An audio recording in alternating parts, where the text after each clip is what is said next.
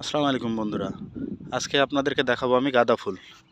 দেখুন, এই গাঁদা ফুলগুলা আমাদের রাজশাহী দারুশা ইউনিয়নের কর্ণহার থানায় অবস্থিত।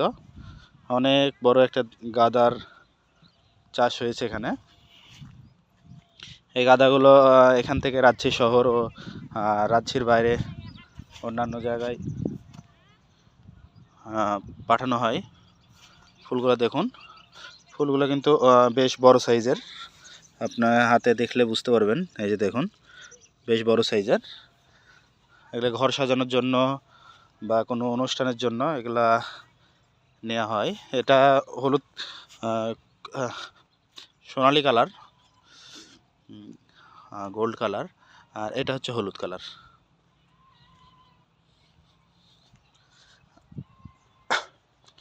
এখানে আপনার